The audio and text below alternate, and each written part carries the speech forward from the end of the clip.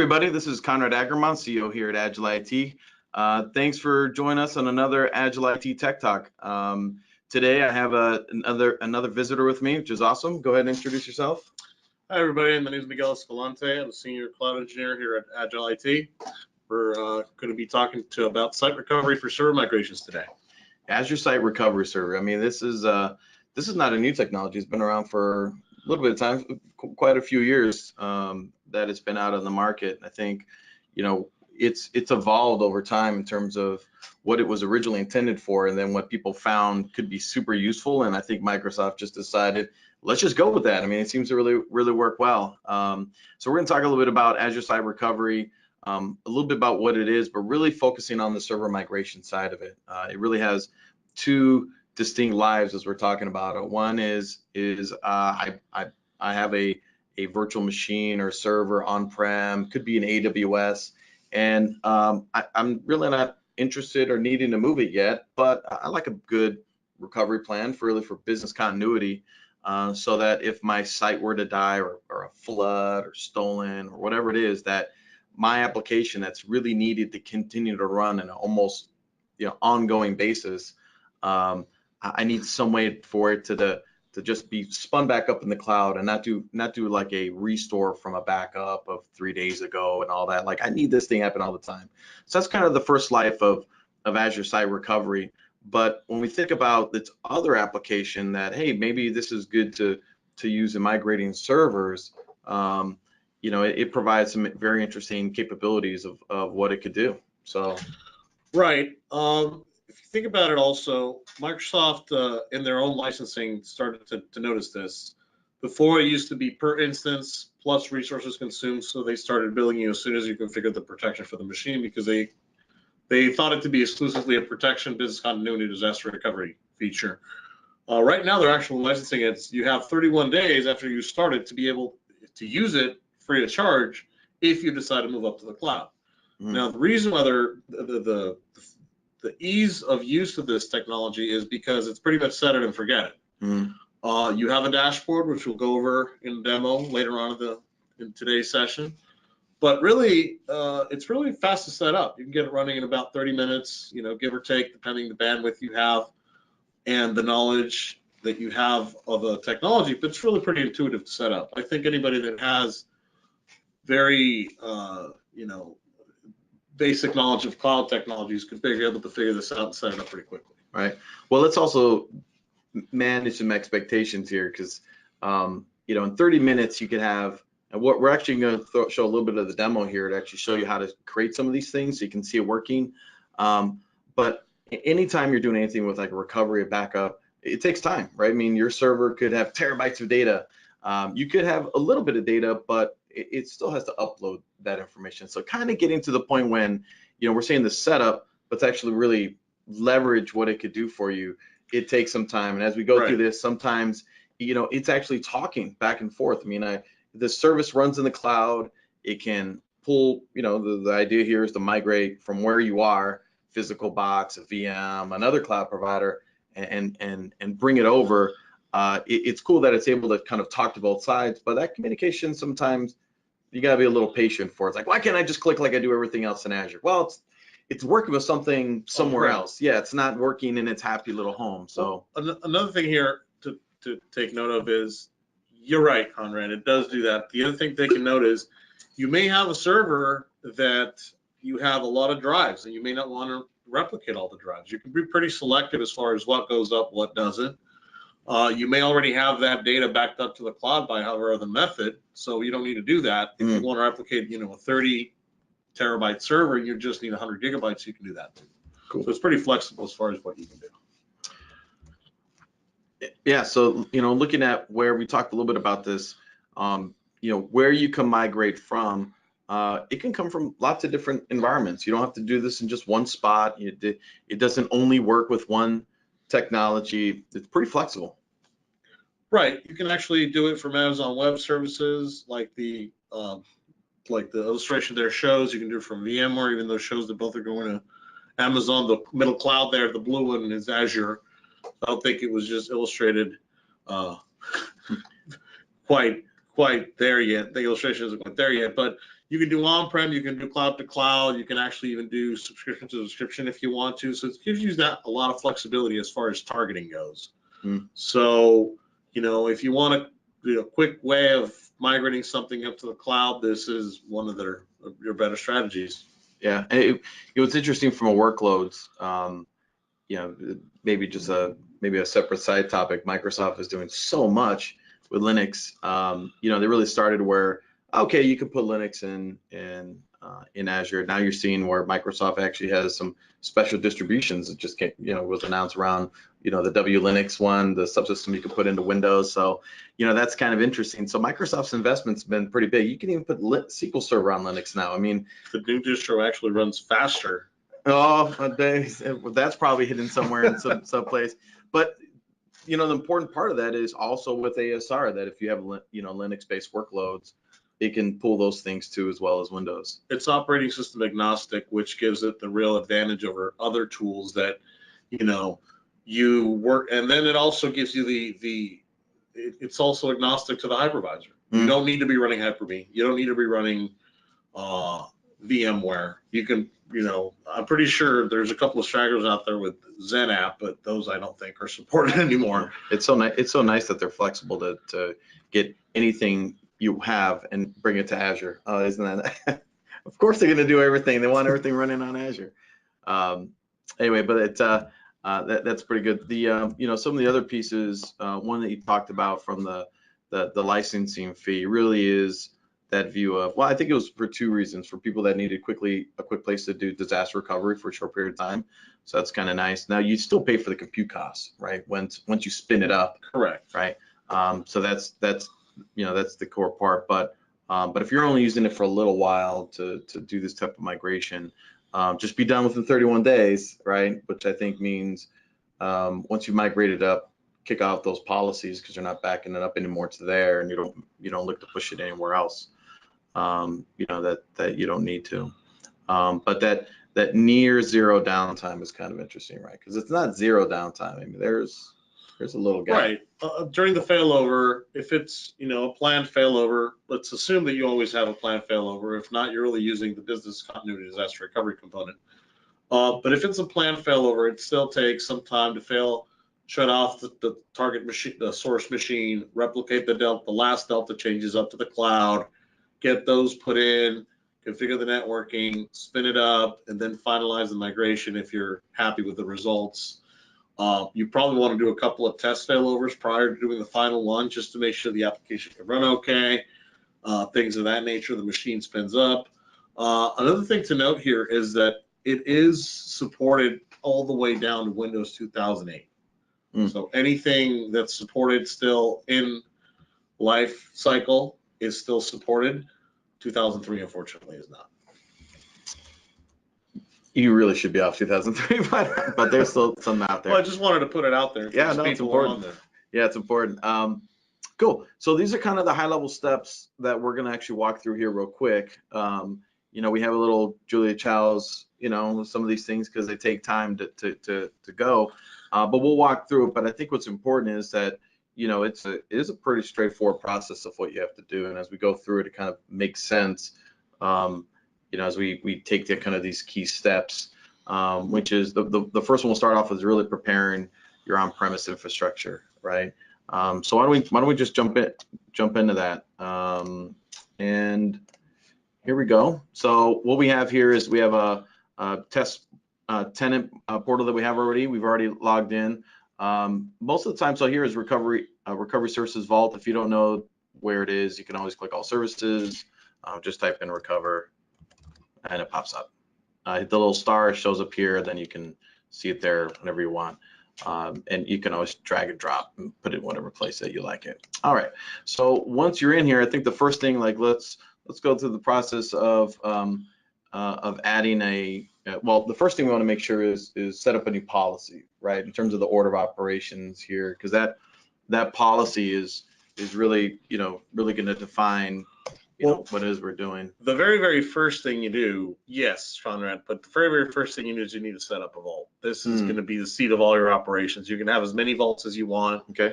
If you want to have a vault, usually when you want to define a vault as a geographic location, So if you're going to be doing ASR from multiple locations up to the cloud, you may want to have multiple vaults. That may be a design strategy. You don't want to go too crazy, but you at least want to have a couple, one for each coast if you're moving a couple of sites at a time. Again, best practice recommendation is have one that's closest to your data center. That way there's lower latency or wherever you have your deployment. So the first thing we're probably going to want to do here is it says backup infrastructure.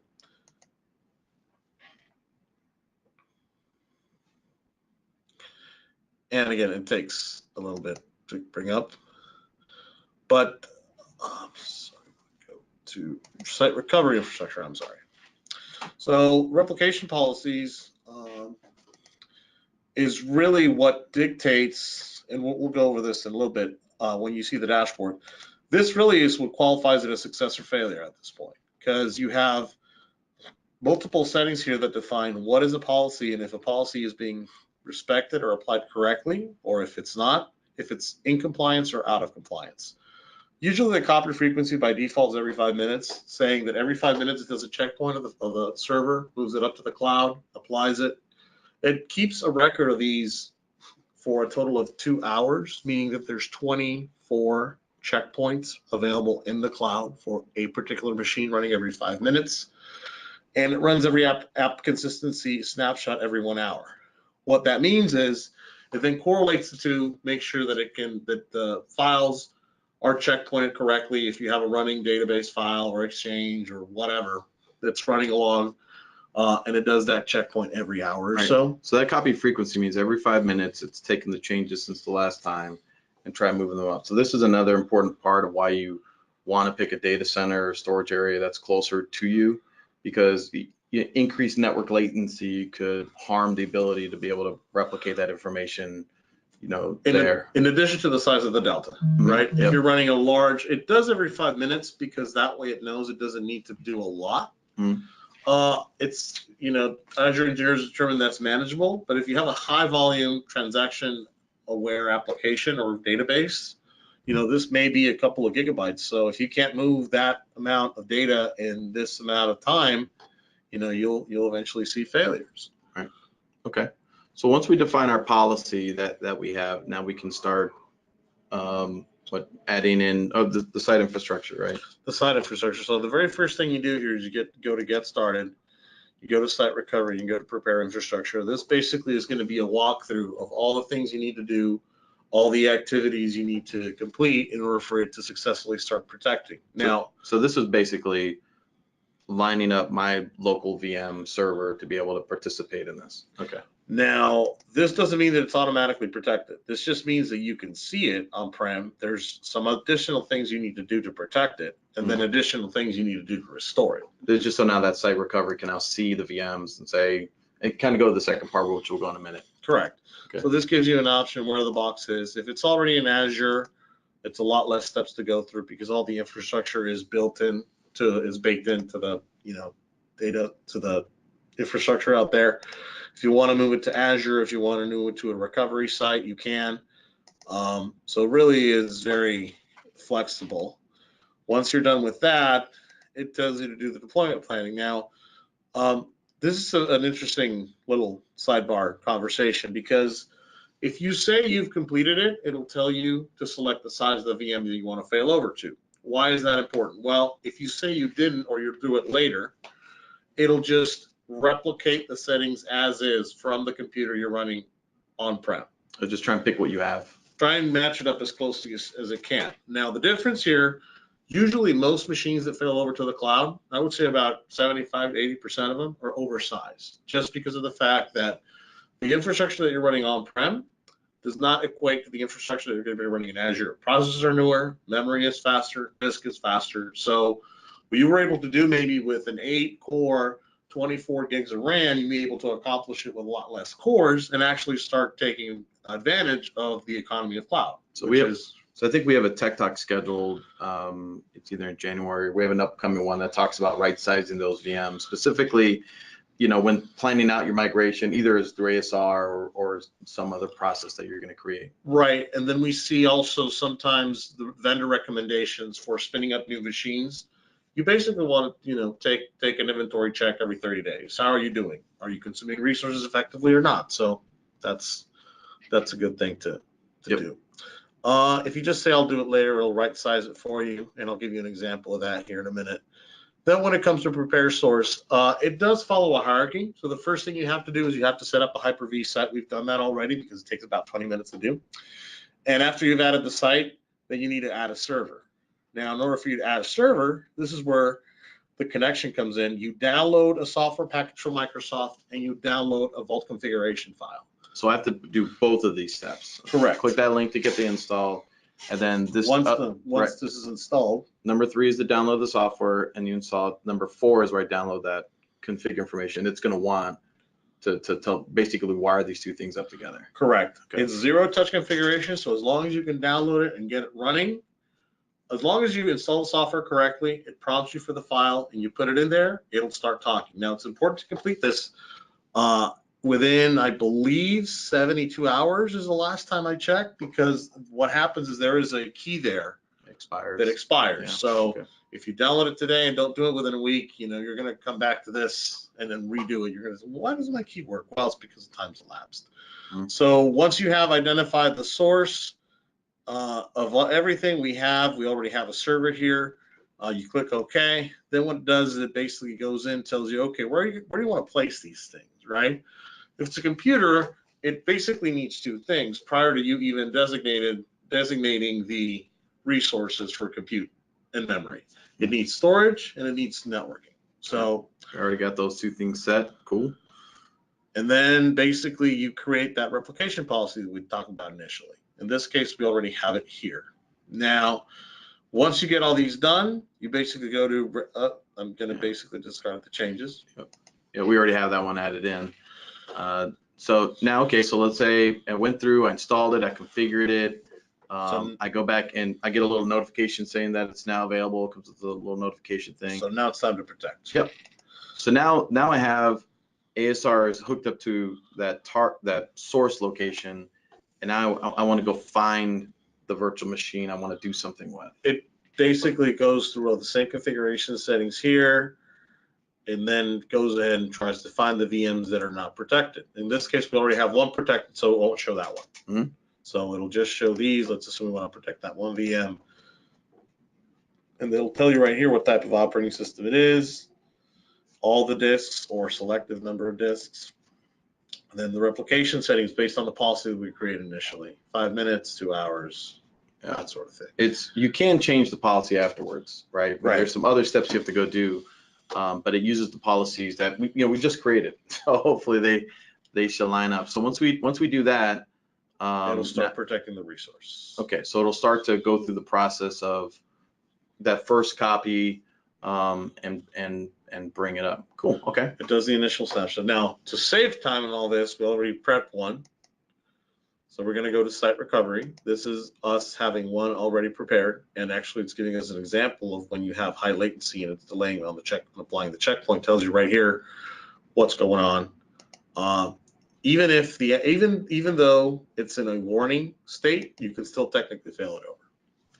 So basically, it's telling you, okay, this is the diagram of the whole thing. Your storage account's wired, everything else is good. What the problem is when it reached critical. So it's just an hour and change ago. So you can still do the test fail over, but it's telling you, okay, if you do that, you may not have application consistency because the snapshot hasn't been applied correctly. I think one thing that's important to note in this, because sometimes I don't think it's as obvious, is that when it's taking those snapshots of every 5 minutes, right now in Azure Site Recovery and in Azure, there's actually no virtual machine on, right? It's not running a copy of this virtual machine live in the cloud. It's off. It's streaming changes that are going to be put together in this VM when I turn it on and apply the settings that I have here. Because it's not like, oh, is it a my stuff's on-prem, so that's hot to warm. This is kind of like hot to not even really cold yet, right? It doesn't exist. It's not turned on. You can't see it as a VM, right-click, turn it on. I'd have to say fail over, and then the VM gets created with the properties that we have, applies the network settings that we have, pulls together those changes that's happened X amount of time, and then, you know, start to perform its tasks that it needs to go do. One thing that you and I talked about was, well, what if there's things I want to do afterwards, like when I fail one or a group of virtual machines that maybe there are some other settings that ASR doesn't expose, but in Azure I do want to apply, whether it's security settings or, you know, networking settings, security group settings. You know, if ASR doesn't do it, how do I do it? Well, ASR gives you the capability of connecting into another Azure service, which is Azure Automation, to be able to complete those tasks. Mm-hmm. So if you go to recovery plans, now one thing is a protection plan, the other thing is a recovery plan. A recovery plan allows you to group machines in a logical order and say, okay, fail these 3 machines first, maybe they're domain controllers, get those up and running first, then do the rest. So it gives you that hierarchy, right? Yeah. If you want to do that. Well, the biggest place, like line of business applications, because in a line of business app, I don't want the web server on if the database isn't up yet. Right? Right. So I may want that database server spun up first, then maybe my, you know, other, if you're using like microservices for line of business applications, you may want them done second, and then like, hey, now I want the web app, and turn it on and expose whatever URL, update DNS, whatever that is. I have an order that normally an IT person has to go in there, click, click, click, perform tasks, where now you can actually, you know, define all those ahead of time. Well, each group is a unit of failover. So you can do pre-action and post-action per group. Pre-action, you can have it qualify it if it's mature enough to start the failover.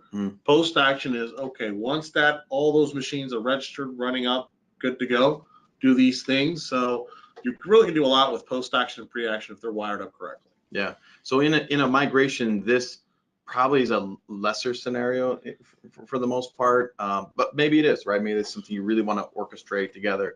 This really makes sense when you're doing disaster recovery and business continuity, because you might want this thing to run, follow the process, and do the order when nobody's around to do it. No, you can be notified, but you're like, you know, we've tested this enough. Things happen. It needs to keep going before I have to call the middle of the night my person to go check on it. So it's kind of nice. Cool. Well, I think from this, you know, we saw some of the basics, right? Which is, you know, what is it for? How do we hook it into the server I have on-prem? You know, the now I can see those virtual machines. I have my policies. I can set it up.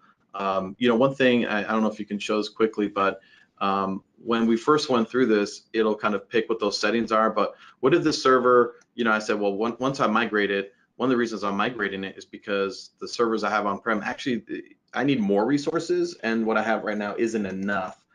So I actually would like to take advantage of faster processing.